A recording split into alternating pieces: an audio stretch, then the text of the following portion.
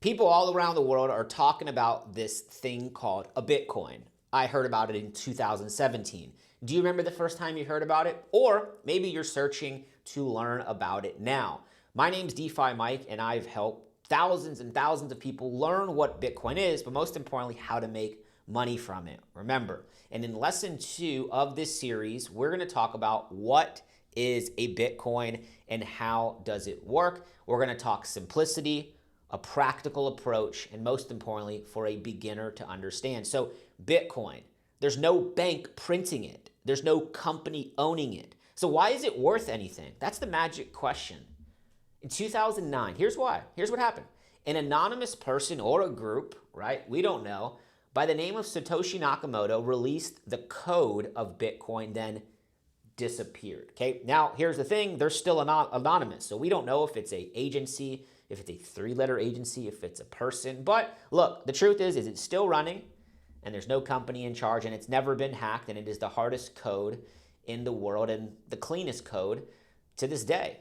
So if no bank or company or government controls it, why does it have value? Well, here's why. What actually gives something value? Okay, number 1, scarcity. There's a limited amount.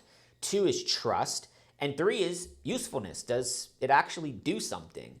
Okay, but there's also a 4th ingredient, and it's what we call acceptance. Value only matters if someone is actually willing to accept it in exchange for something real. So think of it like this. People are already using Bitcoin to buy houses and cars. Okay, I actually have a friend that sold a Miami Beach penthouse for $22.5 million in Bitcoin in 2021. A Miami condo recently sold at the end of last year for $500,000. There's thousands of real estate transactions happening right now. Go look this up with BTC. Also, cars, companies like Ferrari are accepting Bitcoin, Ethereum, USDC. Okay, Lamborghini Newport Beach accepts Bitcoin and so many other dealerships. So there's acceptance of there's a digital currency, and if somebody has a physical, tangible asset, they're willing to accept and change. I want you to think of it like a rare trading card. This is a 1-of-1 Shohei Ohtani rookie 1-of-1 autograph 1-of-1. Now, some people will say, oh, it's just cardboard, but scarcity and demand make this card worth hundreds of thousands of dollars. It's limited. Bitcoin works the same way. And guess what? You ever get a nice pair of sneakers, right? The Dior Air Jordans. Guess what? A limited supply. I saw these online for $25,000 for a pair of shoes that do the same thing, whether you walk in these or Crocs. It's the same thing. They're shoes. Same rule applies, supply and demand. So how does this Bitcoin get created? That's what people don't understand. Okay, it's super simple. There's computers all around the world verifying these transactions. If you're a computer doing that, you're rewarded with new Bitcoin, and this is a process that is called mining, okay? So it takes countries and even governments, like in El Salvador, they're mining Bitcoin, helping the network push and verify transactions, and they're getting rewarded in BTC, okay? Now, there's only ever going to be 21 million Bitcoin. So that mining process will end around the year 2140, okay? Now, this cap is locked into the code forever. So every single cryptocurrency, most of them have code, they're all coded with a supply, okay? And no company or government can change Bitcoin's code. So Bitcoin isn't guaranteed to go up, it's not risk-free, but it is scarce, it is secure, and it is global, okay? And it's held more than it's spent. So everyday cash, think about this. You're kind of spending this, groceries, gas, rent. We now have this thing called Apple Pay, tap to pay, right? Well, Bitcoin is mostly held. Majority of the Bitcoin in the world are held in some of these whale wallets holding thousands of Bitcoin, okay? And they're not moving. So supply and demand. Here's the myth. Bitcoin is backed by nothing. Well, no, hold on. It's backed by scarcity, security, and a global network, which is the same qualities as gold, but guess what? Gold you can't track. You can't track. If you give me some gold right now and I give you something, can you track that? Is that public information? Nope. But it would be seen on the blockchain right away. Okay? Now there's 3 pillars. I said it before. Only 21 million.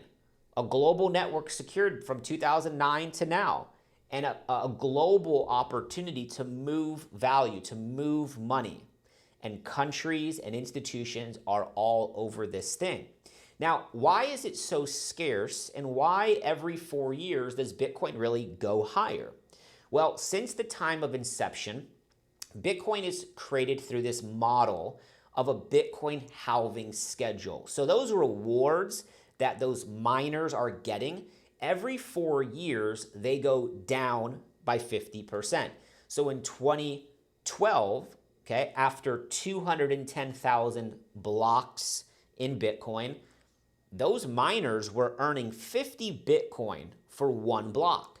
Then after 2012, it went to 25. In 2016, miners were earning about, 25 Bitcoin. Then it went in half. Recently, in 2024, the last Bitcoin mining, okay, we went from 6.25 to 3.125 Bitcoin, which is where we're currently at.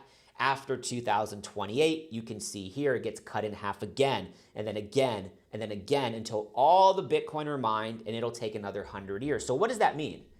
Every 4 years, Bitcoin becomes more scarce. Less Bitcoin coming into circulation with demand makes price go higher. Now, it's not just people or retail or individuals like you and me that are interested. Okay, companies like BlackRock, the biggest company in the world currently today, have almost $50 billion of Bitcoin through their ETF called IBIT. Okay, IBIT's shares of the entire US spot Bitcoin ETF market make up about 61%. Fidelity has assets under management through their FBTC ticker symbol, over $11 billion. So they're buying. And here's the recap for lesson 2. Bitcoin's value comes from scarcity, security, and trust, not a government promise. Even though the government is buying and is about to buy more, it behaves like gold and it's a store value. Okay? So why does this matter? This global network of computers is verifying everything. See, that network runs on something that we call blockchain. And in lesson 3, I'm going to break down what is blockchain and how you could understand it in the most simplest terms. I'll see you in the next video.